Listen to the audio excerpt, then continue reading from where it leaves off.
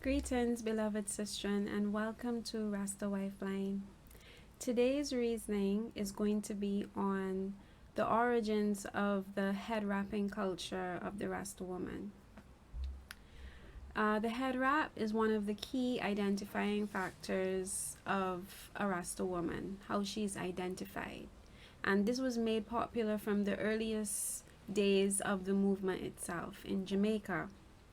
There are three main reasons why it has been ingrained into our culture, but I will start by expressing how I personally feel about it and my journey. To me, the head wrap is a crown of confidence and an expression of self love. It makes me feel beautiful and regal. It adds a pop of color that sets me in the mood to face the world. When my head is wrapped, I feel prepared to move through society and fulfill my purpose. I personally never feel right leaving the house without it unless I'm going to the river or the beach. And this is not because of any set laws or guidelines within the liberty. It's more so because I've been doing it for such a long time that my head wrap has basically become an expression of who I am. It's like an extension of my body. And, that's how I feel comfortable, both physically and just spiritually. That's how I prefer to move around when I'm not at home. I see it as a way of protecting my crown chakra, my spiritual core, but also as a way of covering my locks from pollution out in public, whether it's smog, smoke, harsh weather, but more so the negative looks of people or the overly attentive looks of people who might dislike dreadlocks or who just want to stare and stare and stare rather than mind their own business. So my head wrap is a way of making me feel comfortable under their scrutiny, and it's just a way of me protecting myself, and just blocking out unwanted attention. Color therapy is also an important aspect of why I love to wrap. Colors attract certain energies of light which balance the chakras in the body. Colors also inspire my moods. Queen Afua, whose work I started reading when I was now growing my ras and learning about African spirituality, she teaches that the importance of colors is in healing and in expressing yourself as a sacred woman. Yellow is for wise mind and joy, red is for transformation, white is for purity and peace, brown is for warmth and grounding, green is for nurturing and self-care, and so on. I also see head wrapping as a strong part of Afro-Asian culture. From India to Arabia to Ethiopia, women have covered their heads for thousands of years. Even our enslaved ancestors of the diaspora, even Jewish, Muslim, and Christian women have always wrapped their heads. Certain denominations, certain groups, but it's a trend. Head wrapping is basically a part of a black woman's culture. Each of us individually determines what it means when we do it, but in terms of how it became part of a Rasta woman's culture, there are three main reasons why it is or it was mandated in the early days. Firstly, Rita Marley herself once said that in those early days of the movement, Rasta women were ridiculed when walking the streets. They were called derogatory names and even had garbage thrown at them. So it became a very necessary act for them to protect themselves. And that meant covering up their bodies and crowns so that they wouldn't be targeted. Covering their head kept their sacred locks protected from whatever was thrown their way, whether it was garbage or negative comments. This need to protect and preserve one's dignity from the negativity of others is one that I strongly identify with. In my earliest days of growing my ras after I graduated university, I was working at an oil company and also an environmental agency. At both places, I was constantly hassled by my bosses and other co-workers about my hair not being neat. I had people always questioning why I was doing that to my nice soft hair, And so I opted to wear head wraps because I didn't always want to be the center of attention when I was in a room. So wrapping became a means of self-preservation or self-defense. As I said before, it was my way of saying, mind your business. However, at that time, I still chose when I wanted to cover up. But it was when I started going to the Bobo Shanti camp and attending Rastafari events that head wrapping really became something that I did all the time. It was the example that was laid before me by just viewing other sistren. So getting back to the reasons why we wrap, secondly, when we look at the Imperial Highness herself, Queen Omega, Empress Menen Asfor, she usually covered herself. She often wore long dresses, gloves, cloaks while in public, and on her head, in addition to tiaras, she would wear a veil, she would wear turbans, she would wear headbands, and she would wear scarves over her afro. Empress Menen would have been the visual inspiration for Rasta women in the early days. As an African queen, she was the epitome of black royalty and how to carry oneself with style and grace. So just observing her would have been one of the other reasons why Rasta women adopted wearing head wraps and long skirts and cloaks and just dressing themselves in a certain manner. And this leads to the third reason why head wrapping became part of our culture, which is the influence of the Holy Scriptures as setting this mandate for modesty in appearance. As a devout Tewahedo Christian, Empress Menen would have dressed modestly in accordance with the Fata Nagas, which is the law of the kings. This is a book that the Ethiopian royalty would have used in addition to what was laid out in the Kabra Nagas and the Bible itself. And this law in the Fata Nagas states, when she walks through the street, she veils her head with her cope, which could be cape. She veils herself with purity to defend herself from the looks of wicked men. She adorns neither her head nor her face, for there is nothing which renders her ugly and makes adornment necessary. Let her drop her head and look to the ground, and let her always remain veiled. A free woman, not enslaved by the devil, shall not leave her hair unveiled in the house of the Lord. She shall not give her children to wet nurses, nor shall she be slothful in administering her household, nor disobedient to her husband. You can find that on page 80 of the Fata Nagas by Strauss. So for Christian women of the West, the rule more comes from 1 Corinthians chapter 11, verses 2 to 16. And that outlines why a woman should cover her head in the church or during prayer. It says, the head of every man is Christ, the head of woman is man, and the head of Christ is God. Every woman who prays or prophesies with her head uncovered dishonors her head, for that is one and the same as if her head were shaved. For if a woman is not covered, let her also be shorn. But if it is shameful for a woman to be shorn or shaved, let her be covered.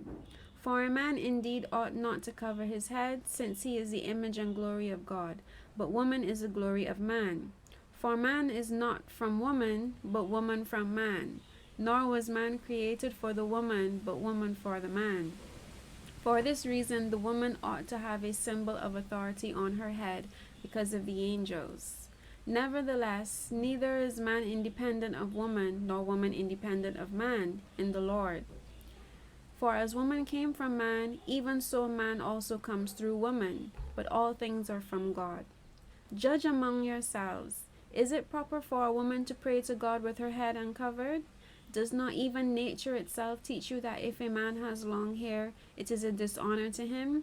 But if a woman has long hair, it is a glory to her, for her hair is given to her for a covering. Similarly, the Nyabengi guidelines also lay a foundation for how a Rasta woman should carry herself, and that reads that for a daughter, she must be attired in modest apparel at all times and must not wear pants or revealing garments. Her head must be covered during assemble or when congregating among the brethren or outside her gates. So these three sets of scriptures or mandates for modest covering all deem that when out in public or when in worship, the head must be covered out of respect for your God and for your husband. They determine that the act of covering for a woman reflects that she is a holy person in mind, body, and spirit. It reflects that she has a sense of propriety or decency and would never seek to disgrace herself, her husband, or her God. It is a sign of respect for Jah and the priests in her gathering community that she comes to worship, not to entice or attract. One could say that the covering keeps her mentality in check at all times. The veil is a symbol that she is not independent of her husband, and he is not independent of her, and that they are not independent of Jah. So he must crown, cover, cherish, and protect her, keeping them both in union with their God. The veil, the covering, and the crowning once again represent this perfect union or sacred marriage and the authority of Jah over them both through the husband. It is important to put these scriptures into the patriarchal context of the time that they were written in. Women in those times were commodities, so men preferred their servants, daughters, and wives to be covered so that other men could not set their eyes upon their nature or claim them. Men were possessive and did not wish to give other men reasons to steal their property or tempt their wives to adultery. A woman was created from a man and therefore submitted to him. He was her Lord. He covered herself in respect for him, according to the Bible.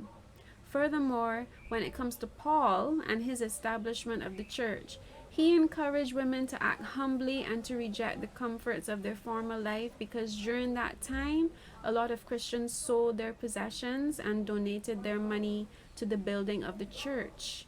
It was necessary, therefore, for him to enforce humility in order for these riches to be willingly parted with, in my opinion.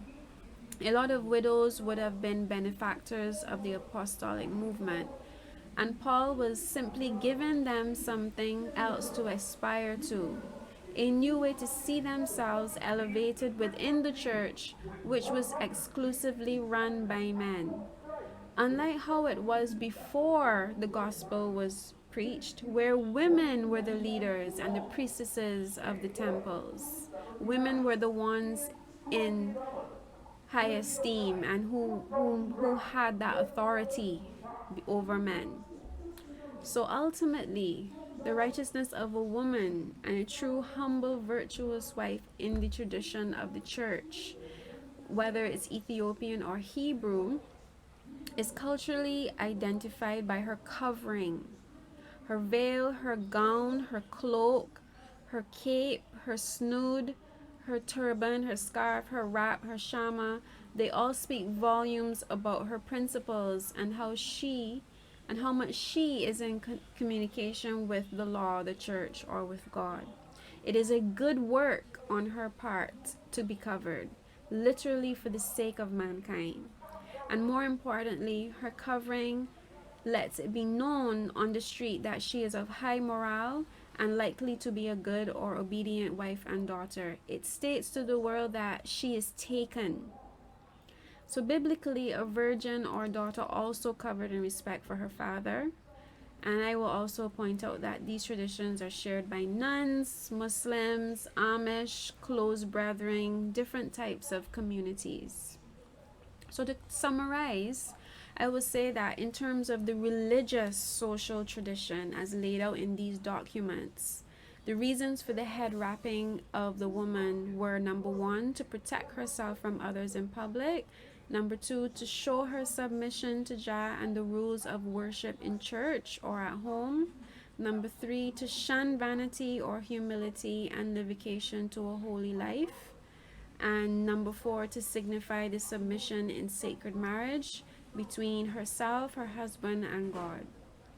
So it is clear now that in 1 Corinthians chapter 11, the veil is a glory between Jah, man, and wife. And in Rastafari, we could say that the dreadlocks also has the same meaning for us in Rastafari. The covering of a Rasta woman's dreadlocks and body are a reflection of her sacred marriage to her king man and to the highest dread, Jah Rastafari. The dreadlocks are a defining factor in her overall natural beauty, but they are also a covenant shared with her husband as part of their spiritual beliefs, their bond, their identity, and their liberty. Her alpha is reflected in him, and his omega in her. However, I think many of us daughters would agree that our head wrap is not the sole marker of our virtuosity. Our actions and words are even more important as determining factors of our character, of who we are at heart. A lack of head wrap does not mean that we are loose or available to other men. It does not mean that we are not prayerful. It doesn't mean that we do not carry good meditations on Jah throughout the day. It's not really a marker of who we are inside and what we think. The head wrap is also not something that should divide us as sistren. It should not be a tool that creates discord. In my younger days, I myself fell into this trap, being heavily influenced by other women in a certain community. But as I grew older, I realized that it was a personal choice and could not become a tool of self-righteousness. That is definitely something that I do not want to promote on Rasta Wifeline. While we have a culture, while we do have a set tradition in Rastafari, while I do embrace that tradition personally on my own merit, it is not for me to judge what another sister does or how she herself reflects Rastafari. So regardless of religious mandates, therefore, head wrapping is a personal choice. A daughter determines if, when, or how she covers her crown of dreadlocks in public. While it is a necessary act when she is entering the tabernacle or entering any kind of gathering for Isis or for worship, in her daily life, the choice is hers, how she wants to carry herself. Some of us do it when we feel like, some of us do it all the time, some of us don't do it at all. But one thing that's for certain is that head wrapping is a covenant between a sistren and her divine self. It is her chosen expression of how she views herself as a queen or as a powerful woman, and it is a way for her to silently command the respect of others around her. And that is a very powerful thing. So this is my general overview on the culture of head wrapping. It is something that we do because it's a traditional African culture to wrap the head. We've seen it expressed through Empress Menen. We use it as a way of protecting ourselves out in society, and it is also a religious mandate which has filtered into Rastafari through the brethren themselves that have created various guidelines per house. Some houses vary, others have no problem with sistren that don't wrap, others enforce it. It really depends on time and place and you know how the camp or the tabernacle is being run. So I've also written a little more on these thoughts on the blog spot, and I will definitely link the post in the description box that you can always read and check it out. It just basically goes over everything that I've already said here. So I thank you for watching, and if you have any comments or wish to share why you choose to head wrap or why you don't, please leave a comment and share your thoughts. I give thanks for you being here and continuing to support Rasta Wifeline. And I am now on Clubhouse, and I do encourage all daughters to join Clubhouse and to follow me at Isla Adis, because starting from tomorrow on Sundays, I'm going to have live sessions where we sisters can reason about, you know, different things, how we're managing in our lives, homeschooling, business, also sharing knowledge on, you know, certain skills that we may have, And just for it to be a sharing platform, a teaching platform, and a platform where we can feel comfortable talking about our issues and seeking advice from one another. So I really hope to see you on Clubhouse, and I give thanks for the support. Blessed love.